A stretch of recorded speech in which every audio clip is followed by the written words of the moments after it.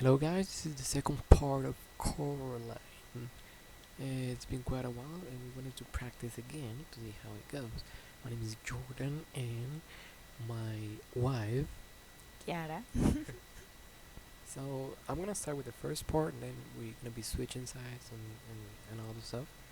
So let's begin. Chapter 2. The next day it had stopped raining, but a thick white fog had lowered over the house. I'm going for a walk, said Caroline. Don't go too far, said her mother, and dress up warmly.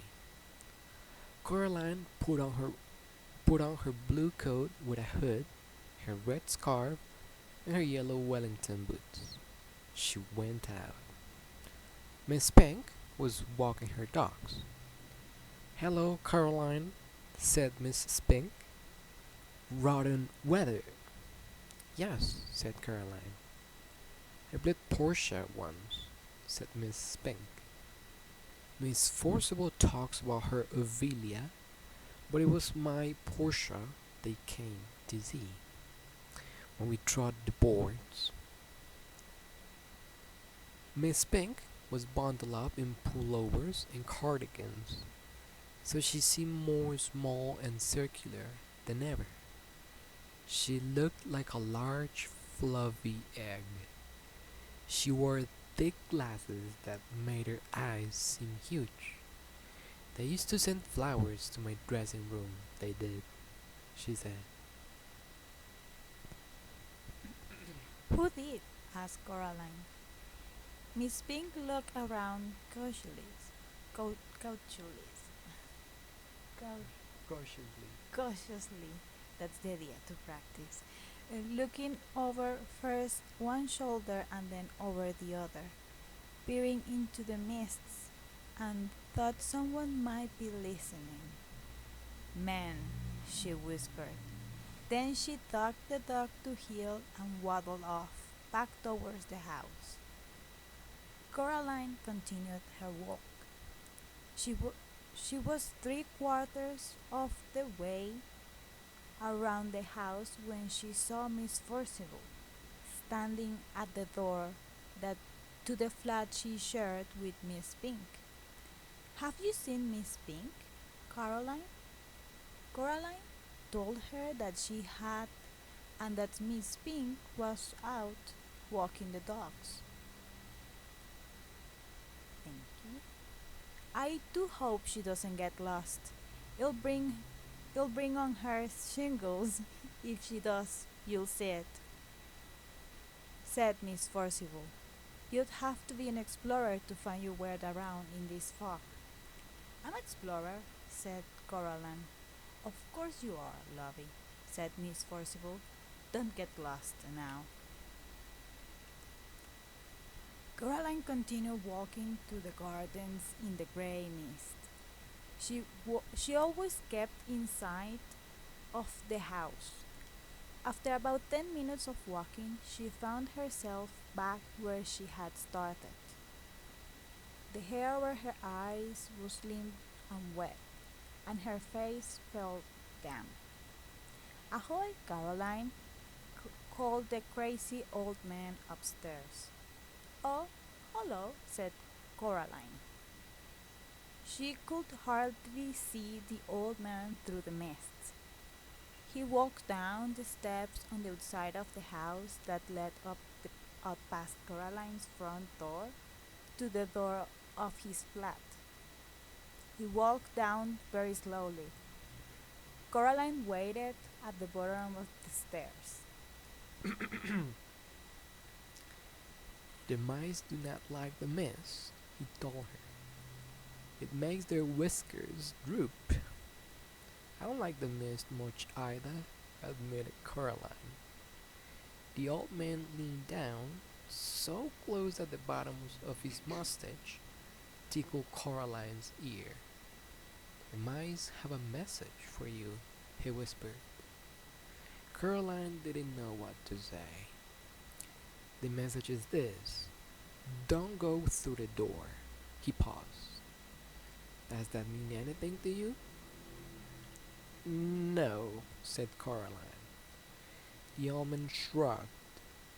They're funny, the mice. They get things wrong. They got your name wrong. You know, kept saying Coraline, not Caroline. Not Caroline at all. He picked up a milk bottle from the bottom of the stairs and started back up to his attic flat.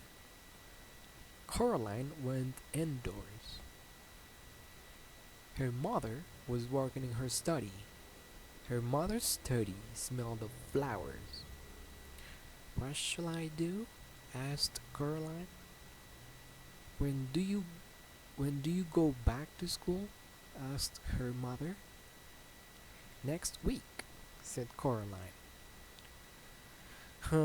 Said her mother. I suppose I shall have to get you new school clothes. Remind me, dear, or else I'll forget.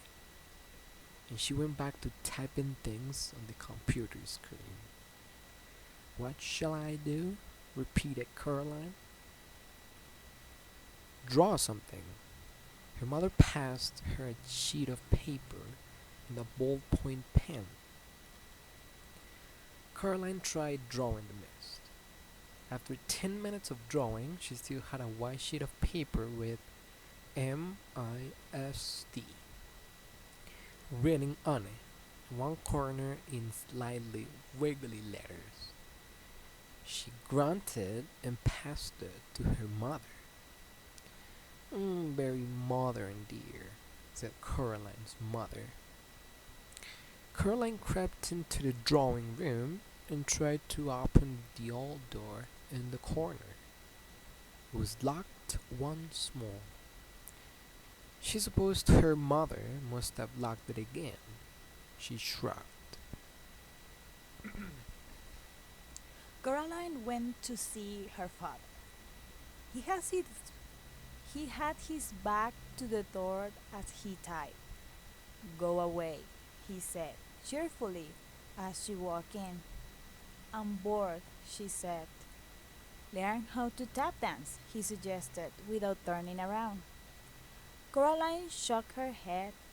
Why don't you play with me? She asked. Busy, he said. Working, he added. He still hadn't turned around to look at her.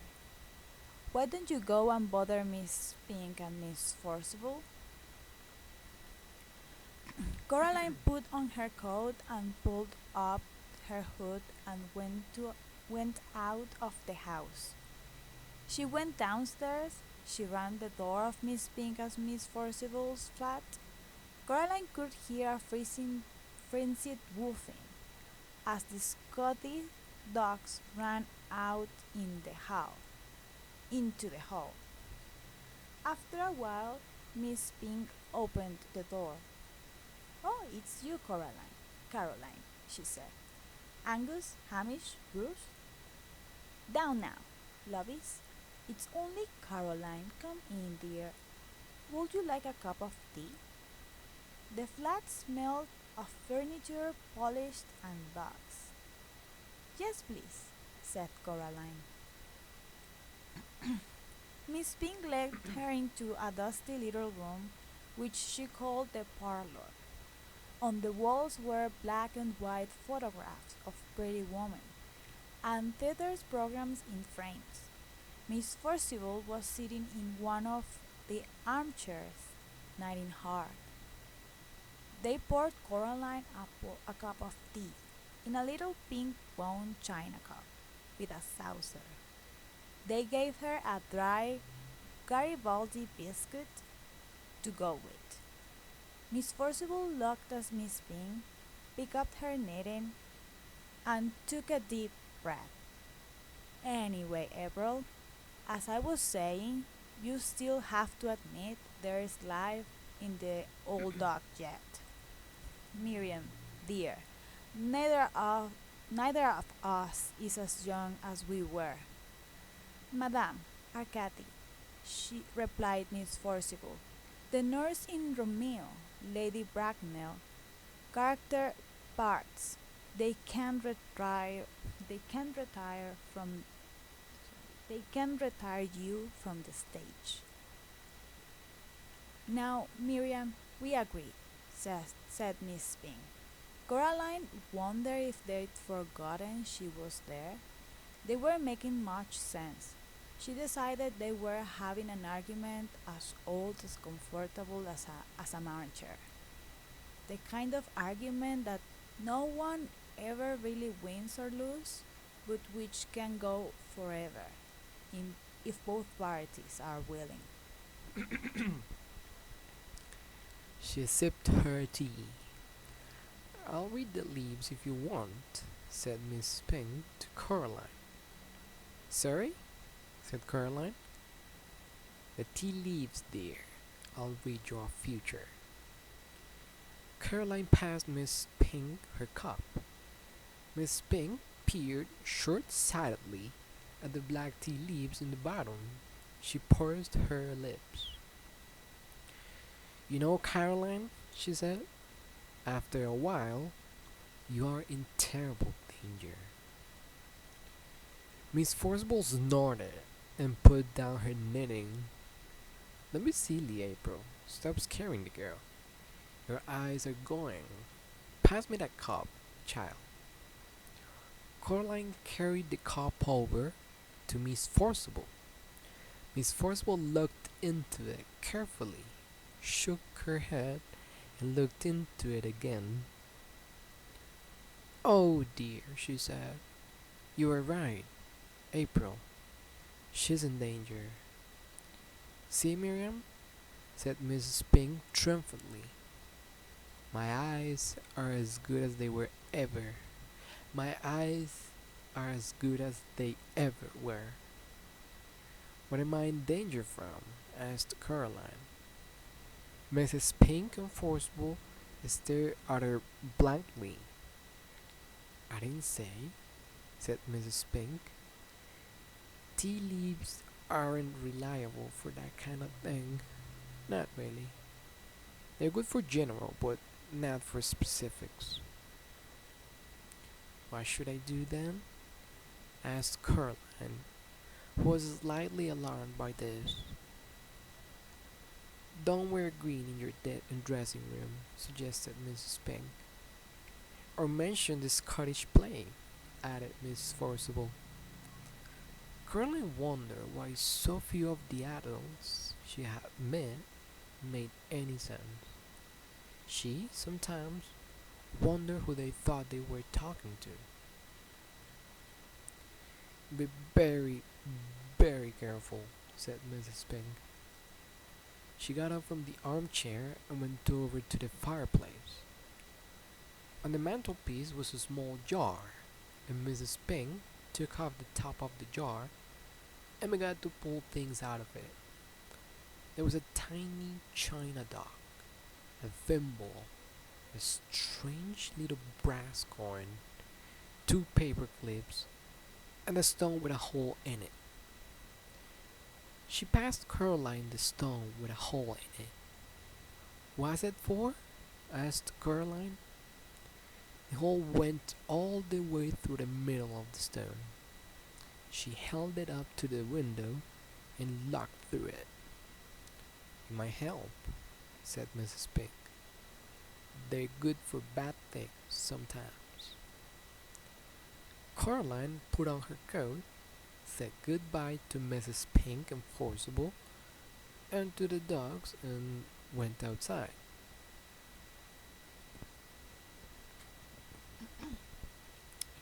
The mist hung like blinders around the house.